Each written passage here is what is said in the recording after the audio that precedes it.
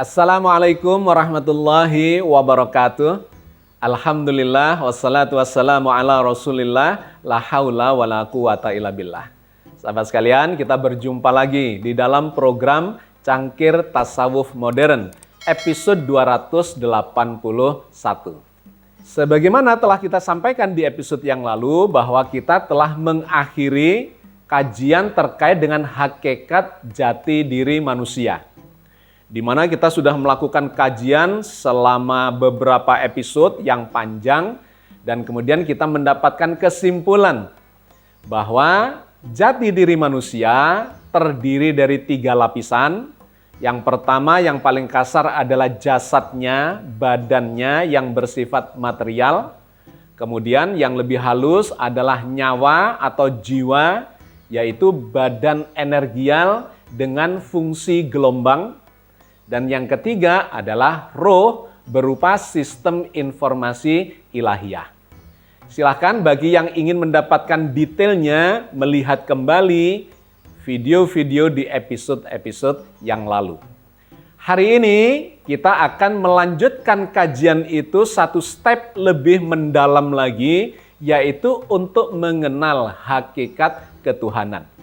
Kenapa ini kita sambungkan? Dikarenakan di dalam pemahaman agama kita terkait dengan ketauhidan itu sesungguhnya menjadi pondasi dari seluruh pemahaman kita terhadap agama ini.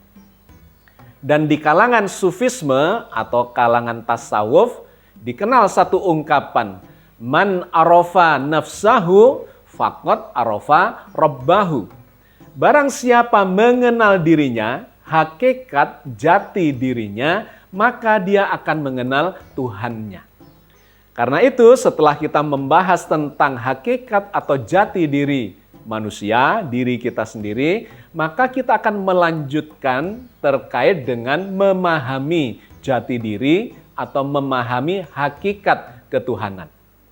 Di episode-episode yang lalu terkait dengan jati diri manusia itu, sesungguhnya saya mengambil dan mensarikan dari beberapa buku saya terkait dengan jati diri manusia itu.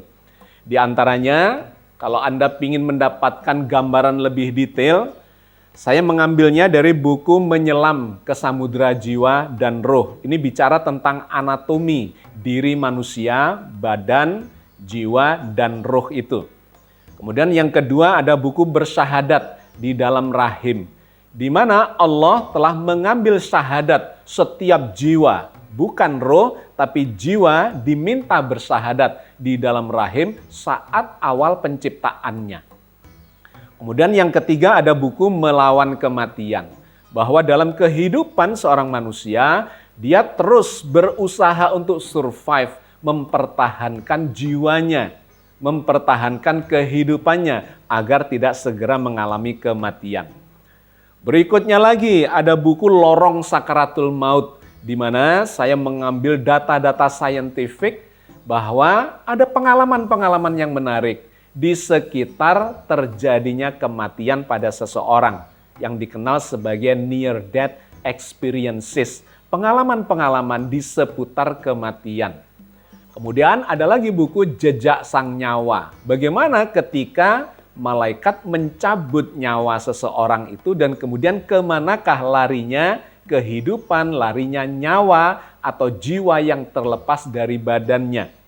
Kalau dilanjutkan lagi ada buku Tak Ada Azab Kubur, di mana Al-Quran bercerita banyak terkait kehidupan di alam barzakh. Kalau dilanjutkan lagi ada buku yang bercerita tentang akhirat. Ternyata akhirat tidak kekal. Sahabat sekalian, maksud saya, meskipun kita sudah melakukan kajian berepisode-episode, sesungguhnya di dalam video-video itu saya melakukan kajiannya secara garis besarnya saja. Itu pun sudah memakan jumlah episode yang sedemikian banyaknya. Oke, itu yang pertama terkait dengan jati diri manusia. Nah, berikutnya kita akan melakukan kajian terkait dengan hakikat ketuhanan. Sesungguhnya saya juga sudah menulis di dalam sejumlah buku yang Anda juga akan bisa mendapatkan detail-detailnya Misalnya buku yang paling utama dari buku Tauhid adalah buku yang berjudul Bersatu dengan Allah. Di mana kita akan mendapatkan gambaran yang holistik terkait dengan eksistensi Allah dan proses mendekatkan diri atau bersatu dengan eksistensi ketuhanan itu. Buku yang lainnya lagi adalah Tuhan laki-laki ataukah perempuan. Dikarenakan ada sejumlah pertanyaan terkait dengan domir atau kata ganti di dalam Al-Quran yang menyebut Tuhan Allah itu sebagai dia laki-laki, huwa. Kenapa tidak hia atau dia perempuan? Nah, itu tentu butuh klarifikasi dan penjelasan. Kemudian ada buku Mengarungi Arsy Allah. Karena ini menjadi perdebatan panjang juga sebetulnya arsy Allah itu apa, bagaimana, di mana, dan seterusnya. Buku Segalanya Satu menggambarkan tentang betapa realitas jagat raya ini sesungguhnya hanya satu belaka ketika kita telusuri ke masa lalunya. Kemudian ada buku Zikir Tauhid menyambungkan ketauhidan kita dengan eksistensi ketuhanan itu. Ada lagi buku Membela Allah, pembelaan kita sebagai hamba terhadap apa yang diajarkan atau risalah yang diajarkan Allah kepada Rasulullah dan disampaikan kepada kita semua. Kemudian ada buku Membongkar 3 Rahasia. Sahabat sekalian, saya cuma ingin menunjukkan betapa sesungguhnya kajian tentang ketauhidan itu sedemikian mendalamnya. Karena itu kita akan memiliki sejumlah episode ke depan secara bersambung. Hari ini saya akan mencuplikkan dari buku Tuhan itu laki-laki atau perempuan terkait dengan munculnya atau terkait dengan sejarah Tuhan di dalam peradaban manusia. Kapan kata Tuhan, kapan eksistensi Tuhan atau persepsi tentang Tuhan itu muncul dalam peradaban manusia. Karena itu di episode kali ini kita akan banyak bicara tentang sekitar ilmu antropologi dan ilmu arkeologi. Data-data tentang fosil, tentang budaya, tentang peradaban, tentang munculnya tempat peribadatan yang paling tua dan seterusnya, itu akan menjadi fokus dalam kajian kita kali ini, dikarenakan dari sanalah kita akan mendapatkan catatan atau kesimpulan dari catatan sejarah kemanusiaan terkait dengan munculnya Tuhan di dalam peradaban manusia. Sahabat sekalian, untuk memberikan gambaran globalnya, saya ingin menyampaikan kepada Anda sudut pandang atau perspektif yang akan kita gunakan di dalam memahami konsep ketuhanan ini. Kita akan melakukan kajian-kajian terkait dengan eksistensi atau hakikat ketuhanan, itu diantaranya satu, menurut perspektif sejarah kemanusiaan atau antropologi, yang berbasis pada budaya. Yang kedua, kita akan melakukan kajian dari sisi arkeologi. Kalau tadi adalah budaya secara sosial, peristiwa-peristiwa yang tercatat di dalam peradaban manusia, maka arkeologi akan lebih menelisik kepada peninggalan-peninggalan secara kebendaan. Bisa saja artefak-artefak dari budaya-budaya masa lalu. Bisa berupa alat makan atau alat-alat keseharian yang mereka gunakan, atau bahkan fosil-fosil dari makhluk yang hidup di zaman lalu dan kemudian bisa dideteksi usia dari fosil itu dari zaman apa. Yang ketiga, kita akan melakukan kajian juga terkait dengan filsafat dan ilmu pengetahuan secara logika, secara rasional, secara data-data empirik, dan seterusnya. Kita juga akan melakukan kajian terkait dengan psikologi dan neuroscience. Kenapa istilah Tuhan dan kemudian manusia merasa membutuhkan Tuhan dan kemudian terjadi perdebatan sepanjang sejarah terkait dengan ketuhanan itu. Yang lainnya lagi, kita akan melakukan kajian secara spiritual. Bagaimana para pelaku spiritual itu merasakan kehadiran Tuhan. Dan seterusnya, dan seterusnya. Saya cuma ingin menggambarkan kepada Anda betapa pemahaman tentang ketuhanan itu sedemikian kompleksnya, sehingga kalau kita mau detail, Kita tidak bisa melakukannya dalam satu kali episode, melainkan akan bersambung dan kemudian membangun kefahaman secara komprehensif dan secara holistik. Sahabat sekalian, ketika kita berbicara tentang munculnya peradaban atau bahkan munculnya manusia di permukaan bumi ini, sesungguhnya kita bisa menarik garis sejarah ke masa lalu yang sangat panjang. Bisa saja kita memulai mengkajinya dari munculnya atau terbentuknya planet bumi ini. Tetapi itu tentu terlalu jauh. Karena beberapa miliar tahun, kurang lebih 3 miliar tahun lebih, itu baru pembentukan pendinginan planet bumi ini sehingga memunculkan kehidupan. Dan diperkirakan kehidupan satu sel yang paling primitif, fosilnya diketemukan dari usia bumi sekitar 3,5 miliar tahun yang lalu. Kita tidak akan menjangkau sejauh itu, tetapi kita akan menggunakan piranti ilmu arkeologi untuk memahami peradaban manusia kurang lebih di sekitar 600-an ribu tahun yang lalu. Di mana diperkirakan manusia modern itu sudah mulai muncul di permukaan bumi ini. Maka kalau kita melihat periodisasi dari peradaban manusia modern itu, kita akan menemukan sebagai berikut. Periodisasi zaman prasejarah berdasarkan data arkeologis. Secara umum, periodisasi zaman prasejarah itu bisa dibagi menjadi dua bagian, yaitu zaman batu dan zaman logam. Zaman batu dibagi menjadi beberapa periode. Yang paling tua adalah sekitar 600 ribu tahun yang lalu. Disebut sebagai zaman Paleolitikum atau batu tua. Kemudian sekitar 10.000 sampai 5.000 tahun sebelum Masehi disebut sebagai Mesolitikum atau zaman batu tengah. Kemudian lebih muda lagi, sekitar 4.500 tahun sampai 2.500 tahun sebelum Masehi adalah zaman Neolitikum atau zaman batu muda. Dan kemudian yang terakhir adalah 2.500 tahun sampai 1.500 tahun sebelum Masehi adalah zaman Megalitikum atau zaman batu besar.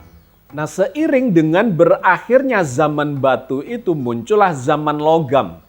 Artinya peradaban manusia yang tadinya memanfaatkan bebatuan sebagai peralatan-peralatan rumah tangga, peralatan bantu untuk kesehariannya, bahkan membangun rumah dan seterusnya, mulai dari batu kecil sampai megalitikum, batu-batu besar, seperti yang dibangun di Mesir misalnya, piramida Mesir dibangun dengan batu-batuan yang besar, atau piramida-piramida di negara-negara lain, ada di Peru dan sebagainya, itu adalah zaman megalitikum. Tetapi seiring dengan berakhirnya zaman batu ini ditemukanlah logam. Kemudian manusia memanfaatkan logam itu sebagai peralatan-peralatan atau bahkan untuk mendukung peradabannya. Nah, maka kita lihat di dalam skala arkeologis itu, periodisasi zaman logam itu adalah mengikuti masa-masa akhir dari zaman batu. Sekitar 7.000 tahun yang lalu itu adalah zaman tembaga. Mulai ditemukan logam tembaga yang digunakan sebagai perkakas dan mendukung peradaban manusia. Kemudian pada 3.000 tahun sampai 2.000 tahun sebelum Masehi adalah zaman perunggu. Dan yang paling akhir adalah zaman besi, berkisar di tahun 1200 sampai 550 sebelum Masehi. Nah, itu adalah data berdasarkan sudut pandang arkeologis, di mana ilmu arkeologi ini menemukan benda-benda yang kemudian bisa diukur tahunnya adalah mengikuti periodisasi itu. Yang paling tua dari zaman Paleolitikum, Mesolitikum, kemudian Neolitikum, dan Megalitikum itu bisa diukur sejarahnya atau bisa ditentukan umurnya dengan menggunakan pendekatan-pendekatan ilmiah atau saintifik, termasuk perkakas dari logam dan seterusnya. Maka manusia menemukan adanya urutan sejarah terkait dengan munculnya manusia di muka bumi ditinjau secara arkeologis dari peninggalan-peninggalan benda matinya. Tetapi tentu kita membutuhkan data yang lainnya lagi terkait dengan munculnya peradaban dan kemudian penyebaran manusia di seluruh muka bumi yang menghasilkan culture, budaya, peradaban di seluruh muka bumi di berbagai benua yang kemudian beragam seperti yang kita lihat dewasa ini. Maka dengan cara yang kurang lebih sama, dengan menelisik data-data masa lalu secara arkeologis, ditemukanlah fosil-fosil manusia yang sudah diperkirakan memiliki peradaban, tetapi diurutkan kemudian fosilnya itu yang paling tua berada di mana. Yang menarik ternyata fosil yang tertua itu berada di Afrika. Dan ketika diukur usianya, maka diperkirakan berkisar di antara 200.000 tahun yang lalu. Itu adalah fosil yang paling tua. Dan kemudian para peneliti arkeologi menemukan fosil-fosil di tempat lain. Di sekitaran Afrika ditemukan fosil-fosil yang lebih muda. Dan kemudian yang lebih muda lagi menyebar ke arah Timur Tengah. Kemudian ke Eropa, menyebar ke arah Asia Tengah dan Asia Timur. Kemudian ke Asia Tenggara sampai ke Australia. Nah, berikut ini adalah peta migrasi manusia yang sumbernya berasal dari benua Afrika itu. Sahabat sekalian, kalau kita lihat data dalam peta migrasi ini, maka kita mendapati bahwa yang tertua usianya 195.000 tahun yang lalu itu berada di kawasan sekitar Sudan yang disebut sebagai Omo I. Kemudian di atasnya itu ada Herto, masih di kawasan Afrika, 160.000 tahun yang lalu. Bergeser ke arah kiri di Jebel Irhoud itu adalah berusia 160.000 tahun yang lalu. Nah, menariknya dari tempat-tempat inilah, dari Afrika ini kemudian muncul proses migrasi keluar dari Afrika dan melewati kawasan Timur Tengah. Maka di bagian atas itu kita melihat di kawasan Palestina ditemukan fosil-fosil yang berusia tua. Tetapi tuanya adalah lebih muda dibandingkan dengan yang di Afrika. Di Skul misalnya ditemukan fosil berusia 120.000 tahun yang lalu. Dan di Kofzeh ditemukan berusia 100 sampai 90.000 tahun yang lalu. Artinya kawasan ini memberikan data kepada kita bahwa orang-orang atau manusia yang berada di kawasan itu yang paling tua ternyata kalah tua dibandingkan dengan yang ada di Afrika. Nah, yang menarik kemudian terjadi penyebaran dari kawasan Timur Tengah ini, sebagian mengarah ke Eropa dan selebihnya mengarah ke Asia Tengah maupun ke Asia Timur. Dan yang lainnya lagi kemudian berbelok ke kanan menuju ke Asia Tenggara sampai ke Australia. Anda bisa melihat detail angka-angka di dalam peta itu dan kemudian mendapatkan urutan ceritanya. Bahwa ternyata nenek moyang dari seluruh manusia di muka bumi ini menurut data arkeologis ini berasal dari Afrika. Dan kemudian di luar Afrika itu menjadi semakin muda, dan semakin muda, semakin jauh dari sumbernya itu usianya semakin muda. Poin pentingnya adalah urutan dari usia itu menggambarkan bahwa sumber migrasi manusia di muka bumi ini berasal dari Afrika. Ini adalah poin yang kedua. Kalau tadi yang pertama kita menggambarkan terkait dengan artefak-artefak yang ditinggalkan oleh budaya peradaban masa lalu. Yang kedua, kita bisa mendapatkan gambaran penyebaran atau migrasi manusia berdasarkan usia fosilnya. Yang ketiga, terkait dengan ditemukannya tempat peribadatan yang tertua secara arkeologis. Tempat itu bernama Göbekli Tepe, ditemukan di kawasan Turki bagian tenggara, di Anatolia bagian tenggara, timur selatan, yang berbatasan atau berdekatan dengan Suriah. Di mana kawasan ini masuk dalam kawasan Timur Tengah, yang di bagian lalu kita sudah menggambarkan bahwa ini menjadi persimpangan penyebaran dari migrasi manusia. Di kawasan Timur Tengah inilah terjadi penyebaran ke arah utara, ke arah Eropa, ke arah Asia Tengah dan Asia Timur sampai ke Asia Tenggara dan kemudian Australia. Seakan-akan ini memberikan penegasan bahwa kawasan Timur Tengah itu adalah menjadi simpul dari migrasi manusia di seluruh muka bumi ini. Dan menariknya lagi, dalam sejarah peradaban kita menemukan kawasan di Mesopotamia ini di sekitar Timur Tengah, di Irak, kemudian dekat dengan Suriah, dekat dengan Turki itu, memang menjadi kawasan yang paling tua secara peradaban. Kalau Anda menelusuri sejarah peradaban, maka disimpulkanlah dari seluruh penelitian-penelitian yang ada bahwa peradaban tertua berada di Mesopotamia. Yang menarik, tempat ibadah Göbekli Tepe itu dibangun sekitar 9.600 tahun sebelum Masehi.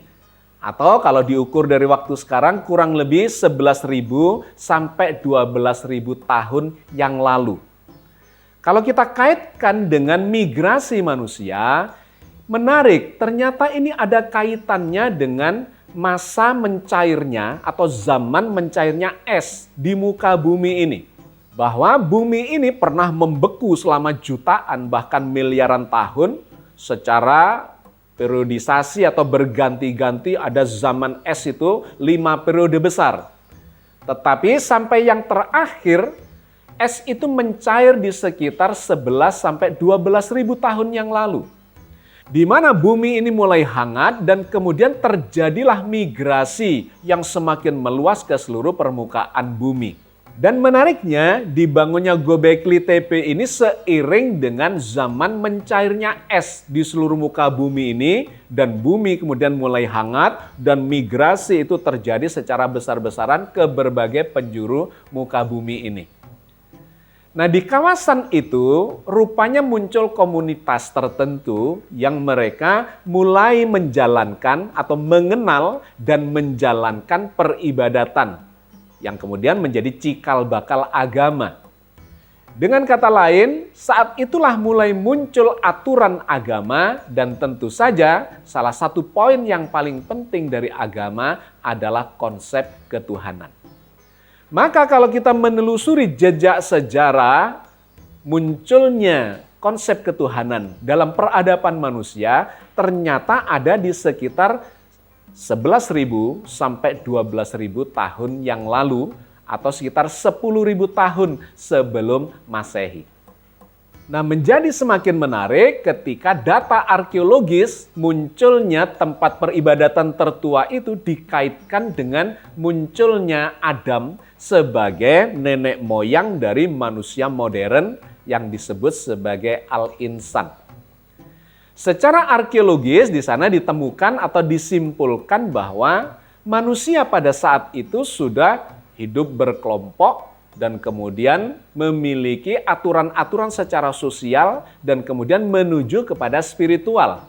Kalau kita kaitkan dengan berita-berita Al-Quran terkait dengan munculnya Adam sebagai nabi dan kemudian sebagai khalifah di muka bumi, maka kita mendapatkan informasi dari dalam Al-Quran yang menarik bahwa saat itu Adam yang dikatakan sebagai cikal bakal manusia modern ini mendapatkan pembelajaran keilmuan yang menunjukkan kepada proses munculnya peradaban yang lebih maju dibandingkan dengan peradaban-peradaban yang sebelumnya. Hal itu bisa kita baca di antaranya misalnya di dalam surat Al-Baqarah ayat 31 dan 32. Wa 'allama Adamal asma'a kullaha tsumma 'aradahum 'alal malaikah faqala ambi'uni bi asma'i haula'i in kuntum shadiqin. Dan dia Allah mengajarkan kepada Adam nama-nama segala benda. Kemudian mengemukakannya kepada para malaikat. Lalu berfirman, sebutkanlah kepadaku nama benda-benda itu jika kamu memang benar orang-orang yang benar. Qalu subhanaka la ilma lana illa ma 'allamtana innaka antal alimul hakim. Mereka, para malaikat menjawab, Maha suci engkau, Tidak ada yang kami ketahui selain dari apa yang telah Engkau ajarkan kepada kami. Sesungguhnya Engkaulah yang maha mengetahui lagi maha bijaksana. Sahabat sekalian, saya kira kita cukupkan kajian kita sampai di sini. Sejarah munculnya konsep ketuhanan dalam peradaban manusia. Di mana secara arkeologis ditemukan data bahwa tempat peribadatan yang tertua itu adalah berusia sekitar 10.000 tahun sebelum Masehi dan itu berada di kawasan Timur Tengah, di mana disitulah terjadi persimpangan dari migrasi manusia di seluruh dunia yang memunculkan peradaban modern. Dan menariknya, ketika dikaitkan dengan informasi dari dalam Al-Quran, Al-Quran menggambarkan Adam sebagai khalifah pertama yang memimpin peradaban modern al-insan di muka bumi ini juga. Mudah-mudahan sedikit yang kita bahas ini bermanfaat untuk memberikan gambaran-gambaran pencerahan dalam sudut pandang sejarah kemanusiaan, antropologi, dan arkeologi. Dan mudah-mudahan Allah senantiasa membimbing kita di atas jalan yang diridhoinya untuk memahami munculnya peradaban manusia di planet bumi ini. Amin ya rabbal alamin. Assalamualaikum warahmatullahi wabarakatuh.